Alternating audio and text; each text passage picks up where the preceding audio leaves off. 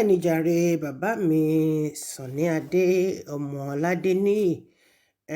Ẹni bá gbẹ̀gùn kà láyé ọmọ ẹ̀ á jẹ, aya ẹ̀ á jẹ, òun náà fúnra rẹ̀ á wá máa ṣe lagbalúgbú nínú ọ̀fọ̀ tó fi ọwọ́ ara ẹ̀ tó fi dá sílẹ̀. Gbogbo ẹni tó bá ń ṣe bí ọ̀fọ̀ àdánù náà ló máa jẹ́ tiwọn. Mo kí wa kú déédéé wòyí, èmi ọmọ yín, ọ̀rẹ́ yín, àbúrò yín, olólùfẹ́ yín, ọmọ kan ṣoṣo tí gbogbo Àwórì bí yìí náà ni o. Èmi ni ọmọ ọlọ́fin ráyè, ọmọ ọlọ́fin àṣọlẹ̀ṣà. Bẹ́ẹ̀ ni èmi Omotadeshe Ẹfúnṣayọ̀ ọmọ Obatula, láti ìṣẹ̀rí ọlọ́fin mú lé ọmọ onígbàkúnlé. Èmi lọmọ sábìtù ajílàrán òjìkùtù pilẹ̀ ọ̀rọ̀ ẹnu ọ̀ràn òjèwé olóbùtújẹ ọ̀run rẹ̀ bàbá mi. Òní ni ọjọ́ 19 oṣù kẹfà ọdún 2022. Mo kí wa káàárọ̀ kú ìyálẹ̀ta, akáàsán, akúrọ̀lẹ́, akú àṣálẹ́ níbikíbi yòówù kí gbogbo yín kẹ́ ti máa gbọ́ mi lọ́mọdé àti lágbà. Gbogbo ọmọ olúwẹ̀wùn, gbogbo ọmọ Àwórì líle lóko lè yóò di ẹ máa olíbẹ o kí ti gbé àkójọ ọjọ́ bọ́jọ́ ṣe rí. Mo kí gbogbo ẹ̀yin bàbá mi ládéládé, lóyè lóyè, gbogbo ọmọ Àwórì pátápátá, gbogbo yín ni mo gbé òṣùbà fún, yàtọ̀ sí àwọn tí òṣùbà ò tọ́ sí, tó jẹ́ pé ẹni ẹ̀tẹ́ ni wọ́n, ẹni àbùkù ni wọ́n. Wọ́n ní tí ojú bá ń ṣe pin tí a bá yọ ká fi hàn ojú ò ní mọ̀ pé ohun tóun ń ṣe ò dáa. Àgbọ̀ ti tójú. Ìkà dẹ̀ mọ̀ pé ìkà ni òun, olubi sì mọ̀ pé olubi ni òun. Ìkà mọ́ rẹ̀ níkà, ó ń wẹ́ni tó máa sọ fún ni láti wò pé ǹjẹ́ iṣẹ́ burúkú tóun ń ṣe yìí, ǹjẹ́ ó múnádóko bí? Ìwọ wá ti gbàgbé wípé ọwọ́ tọ́gẹ̀dẹ̀ bá gbé láàárọ̀ ara ẹ̀ ló máa fi ń nà lálẹ́. Tó ṣe bí òwe o, ẹ̀yin bàbá mi. Ọ̀rọ̀ tí mo tún mú wá sí etí gbọ́ wa ní ọjọ́ tòní, òun ni ìwà ìpáǹle. Ìwà tinú mi ni máa ṣe. Tinú mi ni mo mọ̀ bámúbámú ni mo yó, èmi ò fẹ́ mọ̀ bébí bá ń pọn ọmọ ẹnì kọ̀ọ̀kan. Ìwà ìgbéraga ta ní máa mú mi, ohun tí mo bá ṣe àṣegbé ni tí gbogbo ọ̀pọ̀ nínú ẹ̀yin bàbá mi ládéládé Àwórì tẹ̀ ń hù níwà.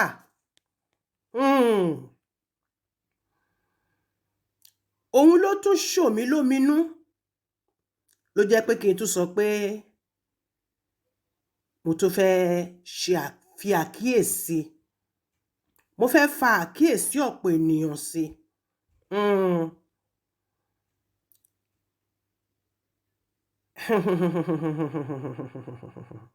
Ẹ̀yin bàbá mi, lálá tó bá lọ sókè, ilẹ̀ ló ń bọ̀ o.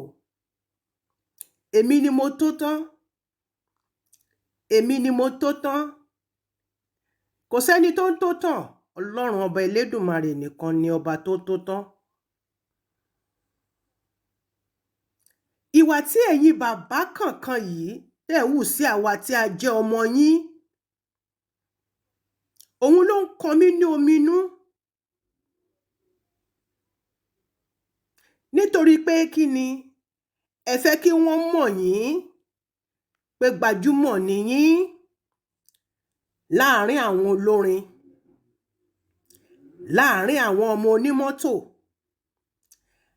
láàárín àwọn ọ̀jẹ̀lú tó pera wọn lóṣèlú, láàárín àwọn agbanipa tẹ́ fi ń ṣe ìgbọ̀wọ́rìn tẹ́ bá rìn, ẹni tó bá ti rìn tìfura tìfura, iṣẹ́ ọwọ́ tiẹ̀ náà ò dáa ni.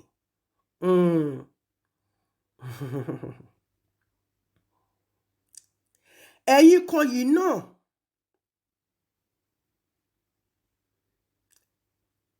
ẹ̀yin lẹ ń ba ẹbí jẹ́, ẹ̀yin lẹ ń da orí ọmọ ẹbí, ìdílé tó ti ń tò, wọ́n ní ọmọ àlè ibẹ̀ ò tí ì dàgbà ni. Ṣùgbọ́n ṣé a máa sọ pé ọmọ àlè lẹ́yìn tá a fi jẹ ọba ni? Torí ọ̀rọ̀ yín ò yé mi. Ẹ jẹ́ ká pè bẹ́ẹ̀, ká sọ pé ṣé ọmọ àlè ni yín?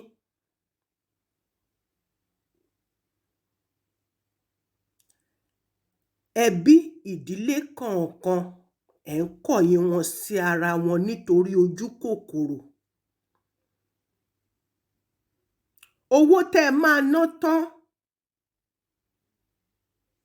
tó tún máa wá kó àbùkù bá àpèrè àwọn baba ńlá yín lẹ́yìn wá ọ̀la. Ọ̀rọ̀ mi dorí ò dorí o. Ó tún dá lórí làásìgbò àpèrè olú ìlú Ìkẹjà lẹ́ẹ̀kan sí. Ẹ̀yin bàbá mi kan, ẹ dìde wípé ẹ fẹ́ tún ṣe. Inú mi dùn, ayọ̀ mi sì kún nígbà tí mo gbọ́ wípé gbogbo yín lẹ fi ẹnu kò síbì kan wípé Nurudeen Adéyẹmí Adélẹ́yẹ ni ìwé ẹ̀ ló pé pérépéré. Ṣùgbọ́n gbogbo ìwé tí Wàsíù Owólabí Adélẹ́yẹ tó ń kó káàkiri tí gbogbo ènìyàn ti bá a sọ wípé ìwé tó lè lọ sọ di ẹni ẹ̀wọ̀n ni, àti òun àti àwọn tí wọ́n ń bá tò àtàwọn tó gbé lé lọ́wọ́, ó lè kọjú gbogbo wọn sóòrùn alẹ́, ó lè gbé wọn dé kirikiri. Ẹ dẹ̀ sọ lójú ẹ̀, inú mi dùn sí. Ẹ tún wá sọ lójú Tọ́pẹ́, Tèmítọ́pẹ́ má jẹ́ kó dùn mí, Tèmítọ́pẹ́ ọmọ má jẹ́ kó dùn mí, tí àwọn àgbà kan tí wọ́n sọ pé òun làwọn fẹ́ fi jẹ ọba nítorí pé àárín Nurudeen àti àbúrò ẹ̀ Wàsíù pé wọn ò gbọ́ra wọn yé. Lójú gbogbo èèyàn níbẹ̀, lójú gbogbo yín pátápátá, kì í ṣe pé lẹ́yìn ẹ̀ lẹ ti sọ, ẹ sọ lójú Tọ́pẹ́ fúnra rẹ̀ ni wípé ọ̀rọ̀ tiẹ̀ ò tiẹ̀ yọ rárá nínú nǹkan tó wà nílẹ̀ yìí. Nítorí pé kí ni, a kì í pín tán ajá kó kan lè mọ́mù tó ṣe bí òwe. Ẹ wá fi ìpàdé sí ọjọ́ 15 tó tẹ̀lé ọjọ́ yẹn wípé kí àwọn ẹbí kí wọ́n lọ bá Wàsíù sọ èyí tó ń jẹ́ ògidì ọ̀rọ̀ nínú ilé, àti wípé kí wọ́n tún lọ sí Aláùsá Secretariat fún àyẹ̀wò fínífíní lórí ìwé tí àwọn méjèèjì tí wọ́n ń kó kiri. Nítòótọ́ gbogbo yín lẹ mọ̀ wípé ìwé Nurudeen Adéyẹmí ọmọ Adélẹ́yẹ ló ní ìwé tó pé láti ọ̀dọ̀ ìjọba, látọ̀dọ̀ ẹ̀yin ẹbí pàápàá, títí kan ìyálóde ìlú Ìkẹjà. Gbogbo yín lẹ ti ṣàyẹ̀wò yìí, gbogbo yín lẹ wòwe tó wà lọ́wọ́ àwọn mẹ́tẹ̀ẹ̀ta, àwọn méjèèjì. Tọ́pẹ́ mi ò lè kà ẹ́ mọ́ wọn, ọmọ ni ẹ́ o, mi ò kàn kà ẹ́ mọ́ àwọn tí wọ́n díje ni. Nígbà tí ọjọ́ 15 pé wọ́n ti kọ ìwé wá láti Aláùsá wípé ìjókòó yẹn o kò ní wáyé. Àwọn kan rí ìwé gbà, àwọn kan ò rí ìwé gbà. Ẹ fi tó Wàsíù létí, Wàsíù jókòó sílé kò lọ. Núrù lọ sọ́dọ̀ yo Onípélé, lọ sọ́dọ̀ Alájà màmá Onípélé.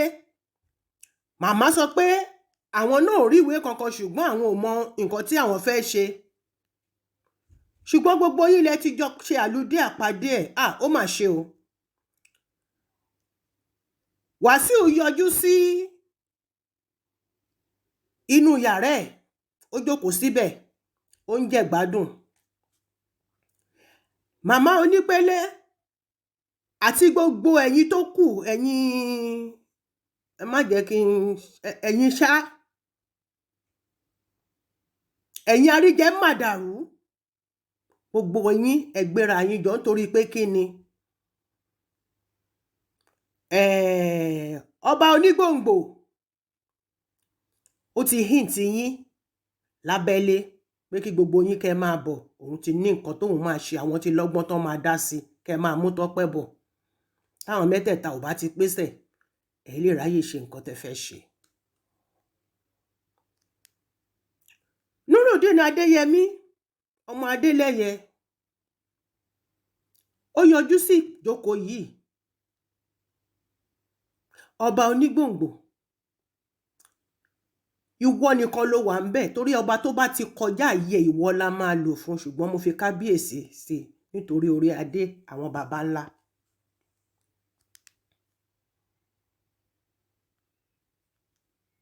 Gbogbo yín ẹ jókòó síbẹ̀. Ìyàlẹ́nu ló jẹ́ nígbà tí mo gbọ́ wípé ọba Olúṣẹ́gun Adéyẹmí Àjàsá, the Awuse of Onigbongbo, sọ fún ẹbí yìí wípé kí wọ́n na ọwọ́ Tọ́pẹ́ ọmọ Ẹ̀gbá gẹ́gẹ́ bí olú ìlú Ìkẹjà. Ojú ò tì yín, ara ò lọ yín, ìrìn ẹsẹ̀ yín ò padà.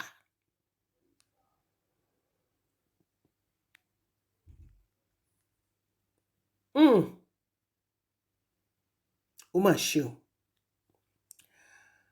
Kábíyèsí ọba Onígbòǹgbò, you are not the chairman of the chieftaincy committee, but Kábíyèsí Alágùdà. Unfortunately, after your trickery manipulation at the last meeting, which you knew very well that it was cancelled, still you held that meeting with half-baked members of the family and asked they raise Tọ́pẹ́'s hands up, which all the so-called hypocrites did, all in the name of 100,000, 150,000, 50,000, 20,000 naira. Owó tí kò lè tó ìṣòro wọn, tí kò lè gbọ́ bùkátà wọn ju ìṣẹ́jú mẹ́wàá lọ. Mo rí fọ́tò tẹ́ ya o. Tọ́pẹ́ ọmọ dáadáa ni ẹ́, o try. Ọmọ ni ẹ́. If you can just calm down, you are going to be a wonderful politician. Yes, because you know how to manipulate. Immediately, ẹ ti lọ gbé sórí paper. Gbogbo ẹ̀yin ìyá wọ̀nyí tẹ́ dúró tẹ́ nawọ́ ọmọ yìí sókè. Ẹ fi ẹlẹ́dàá àwọn àkọ́bí yín ní kọ̀ọ̀kan. Ẹ fi búra tó bá jẹ́ pé Tọ́pẹ́ ni kìíní yẹn tọ́ sí. Ẹ fi ọmọ tẹ́ bí sáàrin méjì. Ẹ fi dógò tó bá yẹ pé ohun tẹ́ ṣe tó bá yẹ pé ẹ̀tọ́ ni. Àbí gbẹ̀yìn yín ẹ tún wá fi kó ọ̀rọ̀ tí mo sọ yìí nílẹ̀ tó bá jẹ́ pé ohun tó yẹ ìlú Ìkẹjà òun lohun tẹ́ ṣe. Tọ́pẹ́, you're a good manipulator. Màmí àgbà kan tẹ́ sọ̀rọ̀ nígbà tẹ́ sọ pé ẹ wúre o torí ẹ gégùn lé Tọ́pẹ́ lórí ni o. Gbogbo ohun tẹ́ sọ pátápátá ni mo gbọ́. Ẹ sọ fún Tọ́pẹ́ wípé Tọ́pẹ́, a gbé kinní yìí fún ẹ o. Bí ò tiẹ̀ jẹ́ tiẹ̀, a gbé fún ẹ, ṣùgbọ́n má gbàgbé ìlú Ìkẹjà. Ohun yẹn wà lọ́wọ́ mi o. nǹkan tẹ́ ẹ sọ ni mi ò mọrúkọ yín ṣùgbọ́n àwọn alálẹ̀ Àwórì mọrúkọ yín wọ́n mọrúkọ ìyá tó tẹ́ ti ta bẹ́ẹ̀ jáde ilẹ̀ Ìkẹjà á dẹ̀ béèrè lọ́wọ́ yín fún nǹkan tẹ́ ẹ sọ yẹn ẹni kó má gbàgbé ìlú Ìkẹjà òun náà dẹ̀ dá yín lóhùn ó lóhùn ò ní gbàgbé ṣe rí pé ẹ ti tara yín ní gbàǹjo kábọ̀ nítorí ẹ tí ì ta nǹkan kan ẹ tí mọ nǹkan tẹ́ kó sí. Àdàbí á dáa fún gbogbo yín. Mo fẹ́ kí gbogbo yín pátápátá kẹ́ ẹ rántí wípé ní ọjọ́ kan tí kò ní pẹ́ mọ́ tó wà lẹ́yìn ilẹ̀kùn bí gbogbo yín ṣe dìde ọ̀tẹ̀ àti ogun tí ẹ gbé dìde sí Nurudeen Adéyẹmí ọmọ Adélẹ́yẹ lórí ẹ̀tọ́ ẹ̀ lónìí bí mo ṣe ń sọ̀rọ̀ yìí mo ń fi àṣẹ Ọlọ́fin Ògún fún mi níre mo fi ń sọ̀rọ̀ mo dẹ̀ fi ń pe àdàbí lé gbogbo yín lórí gbogbo irúnmọlẹ̀ Àwórì á gbé alátakò dìde sórí ìṣerere àwọn ọmọ yín ní kànkan mi ò ṣépè o mo ń là yín lọ́yẹ̀ ni o ṣùgbọ́n èyí tí mo sọ yìí àṣẹ alálẹ̀ Ìkẹjà ó ti gùn àtọmọdé àtàgbà tó wà níbi tẹ́ ti ṣe màdàrú yìí gbogbo ẹ̀yin tí ọwọ́ yín pátápátá tẹ́ nà sókè pẹ̀lú Tèmítọ́pẹ́ ọmọ májẹ̀kọ́dùnmí ọmọ wọn lábẹ́òkúta lẹ́gbàá aláké gbogbo yín pátápátá irúnmọlẹ̀ tó wà nílùú Ìkẹjà á gbé alátakò dìde sórí ìṣerere àwọn ọmọ yín ní kànkan lọ́jọ́ tí rere wọn bá kàn wọ́n. Ìwọ ọba Onigbongbo, Your Majesty, I know very well that it was Tayo Ayinde Makinde that paid you for what you did.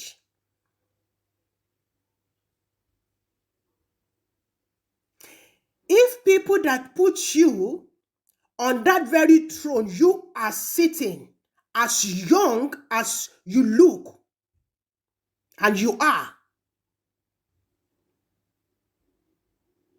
if they did not frustrate you, but put you there on merit, with joy and peace, and they bless you with all their hearts, but you turn against Nurudeen Adeyemi, all that blessing they bless you that day shall turn against you very soon. Láṣẹ Èdùmàrè. The blessing they bless you on that throne. Nígbà tí wọ́n wà nínú ilé tí wọ́n ń wúre fún yín lẹ́yìn ilẹ̀kùn níwájú àwọn irúnmọlẹ̀ gbogbo á dìde ogun sẹ́yìn náà o kábíyèsí. Simply because Kábíyèsí Alágùdà happened to be a very calm and conservative aged person. You always override whatever he says. All his decisions, you always rubbish them. And you wish to reach his age one day. I doubt it very much, Kábíyèsí. I doubt it very much. Oba Onigbongbo, I doubt it very much with the way you are going, unless you turn back. Unless you turned back. The fake illegal resolution and the minutes of your so-called organized minutes you presented to Kabiyesi Alaguda to affix his signature. Did he sign it for you? What did he tell you? What happened to those papers? Those documents? You have forgotten that. Ohun tí àgbàlagbà tí wọ́n rí lórí ìjókòó, ọmọdé tó bá garùn wò látorí igi ìrókò, aṣẹ́ lọ́rùn ni. Bẹ́ẹ̀ ni, what you did that day, you will pay dearly for it unless you turn the clock around. And I'm not begging you. I'm not ordering you. I'm not begging you. I'm just advising you for your own good.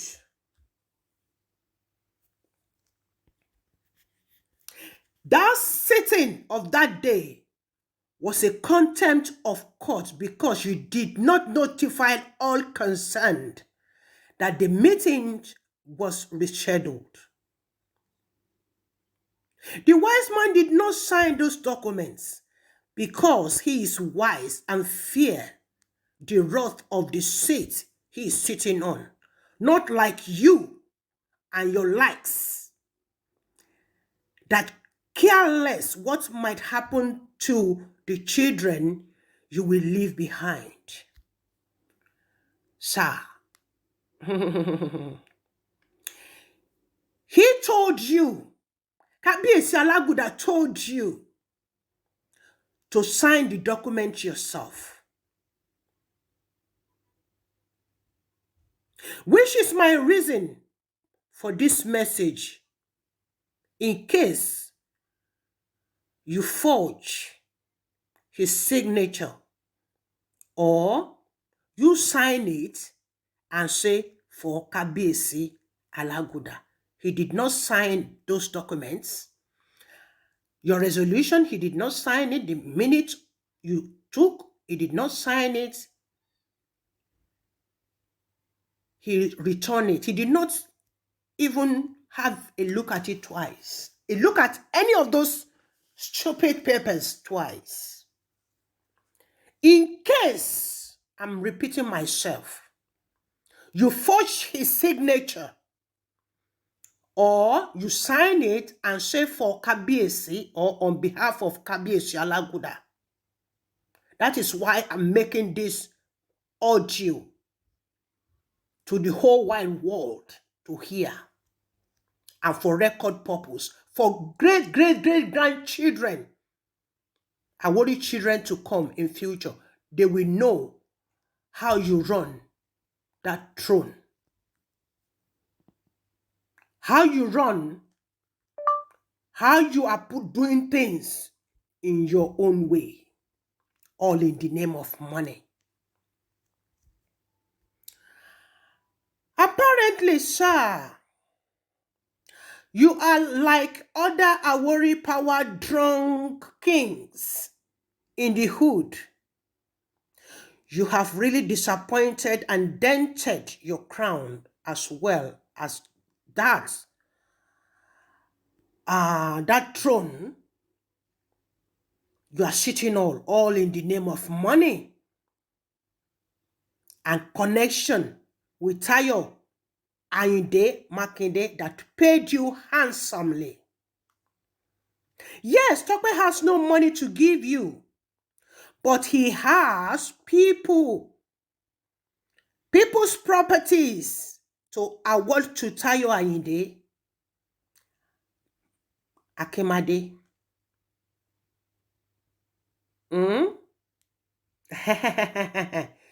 Tayo Ayinde Akimade, he's keeping that place for himself for future purpose. And I know everything. Tayo, èmi àti ẹ ṣe kẹsẹ̀ bọ́nú ṣòkòtò kan náà ni. Wàá rù wàá gbẹ́kẹ̀gùn. Gbogbo irun wọn lè Àwórì pátápátá. Mo jí wọn wọ́n dìde Erùgàlè. Koríko ilẹ̀ Àwórì dìde sí ẹ Erùgàlè. Ẹnu ọwá níbi tí wọ́n ti ń fọba jẹ ní ṣẹ̀rí Ọlọ́fin-mọlẹ̀, níbi tí a ti kọ́kọ́ jẹ ọba Àwórì àkọ́kọ́ tó jẹ́ Ọlọ́fin Ògún fún mi níre Erùgàlè kó dìde sí ẹ. Àṣẹ ni àṣẹ bàbá bàbá mi lẹ́nu mi.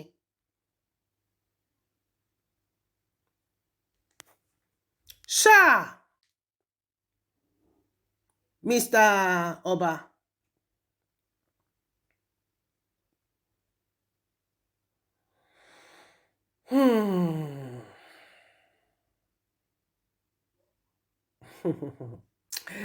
a week before,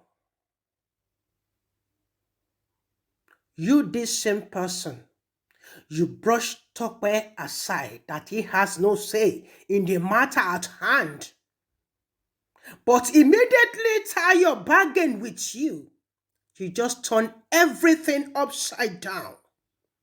Wait for the reward. Wait for the reward of Alale Kabiyesi.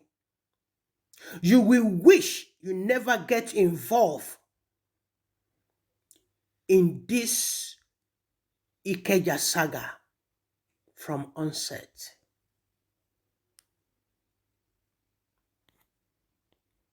You did not deem it fit to ask what you asked Mama Onipele to do.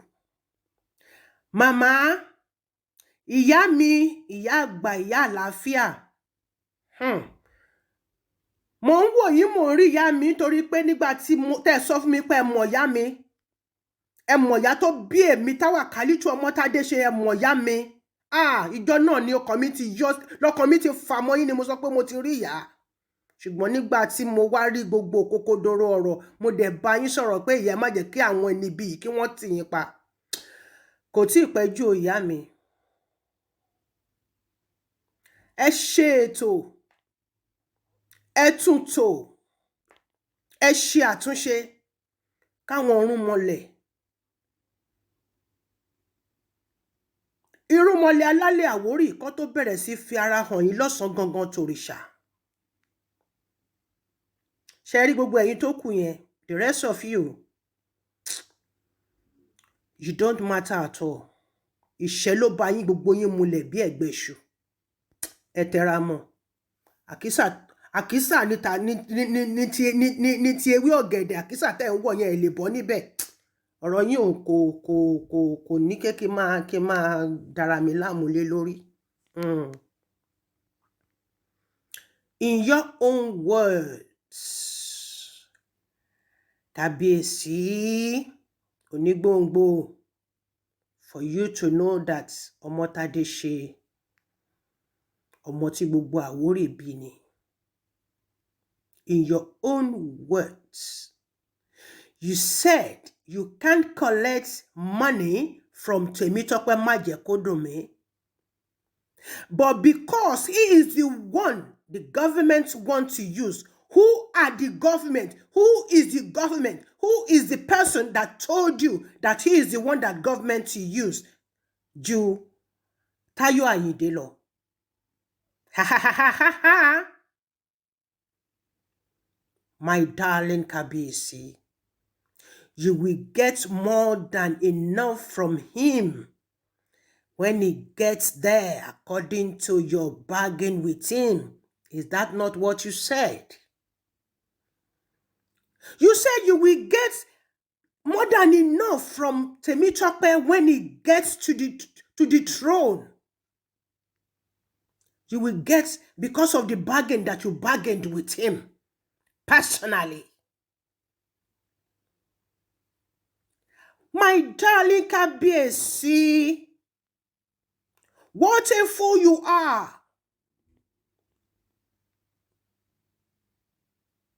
Kabiyesi, you are a fool bastard and traitor, sir, with royal respect. Sir. Yes, you did not collect anything from Temitope Majekodunmi. but his ancestors, Godfather, that they work hand to hand. Tayo Ayinde Akimade, the chieftaincy chairman of Ikeja local government. Dayo Erinfolami and Adijat Kubura all got paid to back you up that day. They were present there. I want to represent the government àbí gbogbo yín ni màá bá yín wẹ̀wọ̀n. Remember these people, they ask you a pampe. Wọ́n kí ọrùn ẹ bọgbà kábíyèsí ọ̀dẹ̀dẹ̀dẹ̀rẹ̀ bó ṣe fẹ̀ tó bẹ́ẹ̀ ló ṣe gọ̀ tó. How old are you? Bí mi ò bí ẹ lọ́mọ màá gbá ẹ lábúrò. So tí n bá sọ pé kábíyèsí mo bọ̀wọ̀ ní, ṣùgbọ́n adé orí ẹ mo gbé sílẹ̀, ìlùkẹ̀rẹ̀ ọwọ́ ẹ mo fi sílẹ̀, ọ̀pá àṣẹ ọwọ́ ẹ mo gbé sílẹ̀, ìwọ gangan ni mò ń bá wí. And I'm saying it once again, that you are a full bastard and traitor. Lẹ́yìn ìgbà tí mo ti gba gbogbo nǹkan tó wà páńpẹ́ tí wọ́n dẹ sílẹ̀ fún ẹ, Mr. Kábíyèsí ọ̀dẹ̀. Ṣó rántí ìbéèrè tí wọ́n béèrè lọ́wọ́ ẹ̀? They asked you that when you became a king, when you were made a king of where you are sitting now, were you picked by the family or government? Did you reply them? You could not utter a word. Páńpẹ́ tí wọ́n dẹ sílẹ̀ fún ẹ nìyẹn. Ó wá joyè okùn mẹ́ràn. Wọ́n hùkù ẹ̀ pa síbẹ̀. They recorded you.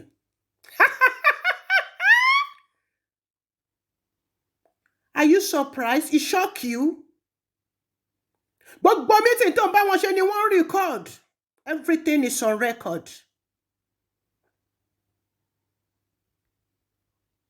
Kéta bá fa gbùrù máa fa gbó. Táwọn bá jábọ́ àwọn jọ máa kó sínú kòtò papọ̀ ni. You are a fool.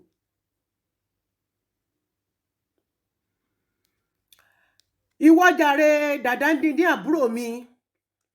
Wàsíù, àwọn tó ń ṣe ẹ́, wọn ò lè padà lẹ́yìn ẹ̀ láéláé.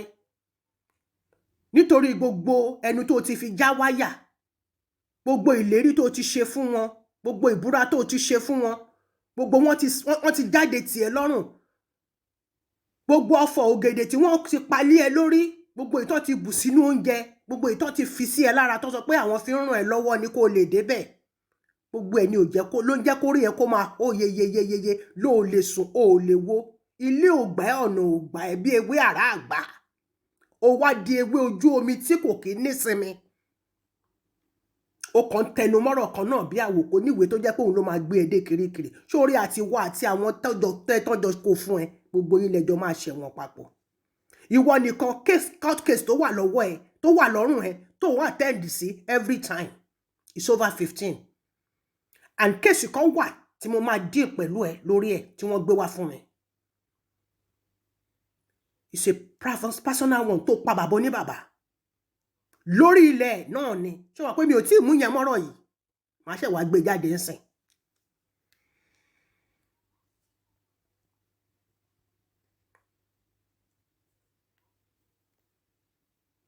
Torí pẹ̀lú bó ṣe ń lọ yìí, kò sígbà tí má kú ẹ ò ní kú o. Nítorí pé nǹkan tí wọ́n kó sí ẹ lára, ó ń ho yayaya. Ihò tó ń tì torí ẹ̀, àpèrè tó ń tì torí ẹ̀ sọ pé tán kó gbogbo kìíní sí ẹ lára tán lọ bẹ́ẹ̀ fọ́ọ̀jì ìwé ní Aláùsá secretariat. Àtẹn tó wà l'Aláùsá secretariat tó ń fọ́ọ̀jì ẹ̀ fún gbogbo wọn pátápátá ni mo ti rí details wọn lọ́wọ́. Ó gbé ọ̀daràn. Ìgbà wo wá ni má kú ẹ ò ní gba yàrá sọ́dọ̀ Alimi tákọlẹ̀bò ò ní fún ẹ láṣọ òbóra. Ẹni tó bá ti ń kánjú tolú ọ̀rán tí ò mọ̀ pé gba ò tó sẹ̀ lọ́bẹ̀. Ohun tó bá rí kó fara ẹ̀ mọ́ ni. The entire family, they've gone to Aláùsá Only Nuruddin Adeyemi Adeleye is with valid document from every corners of chieftaincy protocol, including the only Afobaje, which is Iyalode of Ikeja. Kí ló dé Wàsíù àti Tọ́pẹ́ tí ẹ fi ọmọ ọlọ́mọ lọ́kàn balẹ̀. Ẹ fi Ìyálóde lọ́kàn balẹ̀, ẹ fi lọ́rùn sílẹ̀. Ẹ yé pè lójoojúmọ́, ẹ yé bẹ̀ lójoojúmọ́. Tẹ́ ẹ bá fẹ́ k'Ọlọ́run bẹ̀ yín lẹ́bẹ̀ burúkú. Ẹ fi ọmọ ọlọ́mọ lọ́kàn balẹ̀. Ẹ fi Ìyálóde lọ́kàn balẹ̀. Àárọ̀ ọ̀sán alẹ́. Ìyálóde. Ọ̀rọ̀ náà dọ̀rọ̀ àgbààgbà. Ó dolóbìrípo o. Kò ní bàjẹ́ o. Kò ní bàjẹ́ lórí yín o. Àwọn alálẹ̀ wọn ò ní kọ̀yìn sápèrè ipò tí wọ́n gbé yín sí o. Ẹ má gbàbọ̀dè fẹ́ni kankan o. Má torí ẹni kankan gbàbọ̀dè o. Má torí ẹni kankan gbàbọ̀dè. Nítorí pé lórí ọ̀rọ̀ ọba Ìkẹjà yìí, kéèsì kan tó ti dìde tán tó ṣe gbé fáìlì ẹ̀ fún mi lánàá yìí. Bẹ́ẹ̀ ń lọ nílùú Ìkẹjà. Màámi Onípélé, mo tún pè yín, ẹ mọ̀ ìyá mi jọ́ tẹ́ sọ fún mi pé ẹ mọ̀ ìyá mi jọ́ yẹn ni mo ti rí yín bí ìyá mi. Ìtorí ẹ̀ ni mo ṣe ń pè yín pé ìyá mi má ṣe ohun tí àwọn alálẹ̀ tí wọ́n fi máa bínú. Ẹ má ṣe ohun tí ẹlẹ́dàá ti yín gangan tó fi máa bínú sí yín, ìyá mi. Ẹ mọ̀ pé ẹlẹ́dàá yàn máa ń bínú síyàn. Téèyàn bá ní kàkà kí kó má jẹsẹ̀ sí òun á fi ṣàwàdànù síbi tí ò yẹ kó ṣe sí. Ìyá mi, Alájà Onípélé, I love you so much. Níjọ́ tẹ́ júwe ìyá mi fún mi. Tẹ́ sọ bẹ́ẹ̀ ṣe máa ṣe ń ṣe ìjáde ìyá tó bí mi lọ́mọ. Tó ti fi kú ṣàgbáyé, ìyá mi ti kú over 40 years ago. Tí n bá rí yín mò ń wò yín pé èjì tó yẹ kí ìyá tèmi náà wà léni nìyí. Ìyá mi ẹ ń pa mí lẹ́kùn. Ṣàánú mi. Jẹ́ kí n ti rẹ́rìn ìyá tó bí mi lọ́mọ tó ti kú, ẹ jẹ́ kí n rí ẹ̀rín ẹ̀ látara yín. Mo bẹ̀ yín ni. Ṣùgbọ́n bó bá ṣe wù yín ní kẹ́ ṣe ṣe. Èmi ti rí i pé ẹ ṣépè níyà. Mo ti rí wípé ẹ jẹ́ kí n fi ìtókù síbẹ̀. By the way, before I round up, I have a very wonderful and good news for you, Adijatu Kubura àti Dayo Erinfolami. Both of you, with Tayo Ayinde, you are going to be wonderfully popular for the job well done.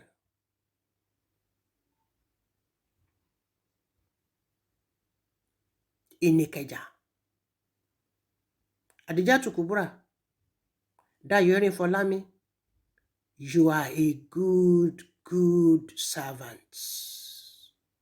Tó lè gbé ọrùn ẹ̀ sílẹ̀ báyìí. Kàn gé dànù. Nítorí pé ó fẹ́ tẹ́ ọ̀gá ẹ̀ lọ́rùn. Kudos to both of you. But I'm going to make both of you. I'm going to make you popular. You are going to appear in all tabloids. Ṣàǹpé Táyọ̀ nìkan ni mo kọ́kọ́ gbé sí lákọ̀ọ́kọ́. Mo fẹ́ wá wo bàbá lẹ́yìn tó máa sọ fún mi wípé mi ò lè ṣe. Màá sọ fún yín wípé gọ́fmẹ̀ntì yẹn àjọ ń rànà ẹ̀ ni. Táyọ̀ ó tún ti fi tiẹ̀ ó tún ti fi kó bá àwọn méjèèjì yẹn. Adijatu Kubura, Dayo Erinfolami, congratulations. Gbogbo yín jọ máa popular pẹ̀lú ọ̀gá yín papọ̀ ni. Ọ̀gá yín Táyọ̀ Àyìndé Akínmádé. Gbogbo yín máa popular on tabloids. Ẹ máa retí mi láìpẹ́ láì jìnnà. ọba kan tún wà tí máa gbé ẹ̀sìn ẹ̀ jáde torí tá bá sọ pé kẹ́ ẹ yé ṣèṣekúṣe tẹ́ wá sọ pé inú ẹ̀ lẹ máa dàgbà sí inú ẹ̀ lẹ máa ẹ̀yin tó sì lọ ń pàtàn wèrè ẹni tí mò ń bá sọ̀rọ̀ ti mọ̀ pé òun ni mò ń sọ̀rọ̀ ẹ̀. bàbá ẹ tún fẹ́ ká tún bẹ̀rẹ̀ ká tún gbéjà yìí lẹ́lẹ́ẹ̀kan sí lẹ́yìn yìí tá a jà lójúkorojú nígbà tí ọba Nurudeen Adékànbí tí wọ́n ṣì wà láyé a ti jà wọn kan lábẹ́lẹ̀ a ti jà wọn kan lábẹ́lẹ̀ ẹ ti jà á ẹ jà tògùntògùn ẹ jà tògùntògùn ẹ jà ti gbogbo àwọn ẹrúkú yín. ọmọdé ni mo jẹ́ o mi ò dẹ̀ mọ ènìyàn kankan o ṣùgbọ́n mo mọ Ọlọ́run. mi ò mọ ènìyàn kankan o mi ò popular o mi ò kàwé o professor lẹ́yìn o èmi ò kàwé èmi ò lọ sí yunifásitì èmi ò gba degree mi ò ṣe nǹkan kan o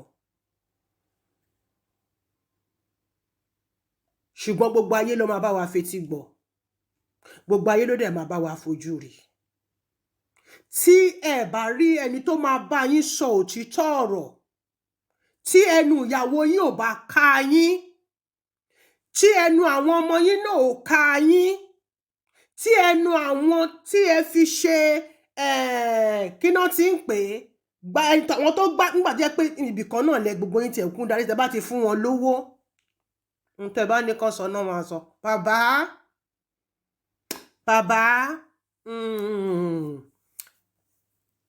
ẹ káre jàre mo rí interview tẹ tún lọ ṣe mo rí interview tẹ lọ ṣe láàárọ̀ yìí màá tún bá yín gbé jáde àwọn àfàwọn míì gbálẹ́gbẹ̀ẹ́ orí ọ̀rọ̀ lọ́balọ́ba yìí náà la ṣe wà gbogbo ẹ̀ the major points la ṣe wà tí mo gbé jáde yín sìn òun ni titani òun ni ẹ̀yin Ìkẹjà mo wá fi tẹ̀yin bàbá tó jẹ́ pé irú ìwà kan náà nǹkan tí ẹ̀yin bàbá àgbàlagbà tẹ̀ ń hù òun ló jẹ́ kélé yìí náà ó sọ pé òun náà fẹ́ hù tiẹ̀ bẹ́ẹ̀ ni nígbà tó ti rí pé ẹ̀yin náà ti ń ṣèṣekúṣe òun ló yẹ kókó òun náà sọ pé ṣe báwọn bàbá tóun bá ń wájú àwọn náà ń ṣe kí ló dé tóun náà lè ṣe nígbà tí àwọn àgbàlagbà tó wà níwájú tí wọn ò bá tún bẹ̀ ṣe ọmọdé tó dẹ̀ ń bọ̀ lẹ́yìn òun náà àkúkú ṣe kíni àkúkú ba gbogbo ẹ̀ jẹ́ òun ló ṣe fún ọba Onígbòǹgbò òun ló ṣe fún ní audacity láti sọ pé kóun náà ṣe ìtóun náà ṣe ṣùgbọ́n wo lè mú tí ẹ̀ tètè ya my darling kábíyèsí tètè ya kọ́mọ́ reverse tọrọ tó yá ó sàn ju sílè kan tó máa jẹ́ pé kí orí àpèrè kó máa gbóná làlàlà mọ́ni nídìí èmi ni ọmọ yín ọmọ kan ṣoṣo tí gbogbo Àwórì bí ọmọ erinwó ọ̀pá ẹgbẹ̀rún àjẹ́ òṣù àkẹsàn ni mí ọmọ agbẹ̀bí òmùwẹ̀ ọmọ agbẹ̀bí ayé tó gbẹ̀bí ọ̀run ọmọ oníkan wọ́lọ́wọ́lọ́ ọmọ oníkan wọ̀lọ̀wọ̀lọ̀ tó tọ̀run wọ̀ wá sáyé èmi lọmọ arúgbó olúfà tí ń tòṣùmàrè Omotadeshe Ẹfúnṣayọ̀ Obatula láti ìdílé Onígbàkulé ìṣẹ̀rí ọlọ́fínmúlẹ̀ ọmọ erinwó ọ̀pá ẹgbẹ̀rún àjẹ́ ni mò ń kí wa pé ire o.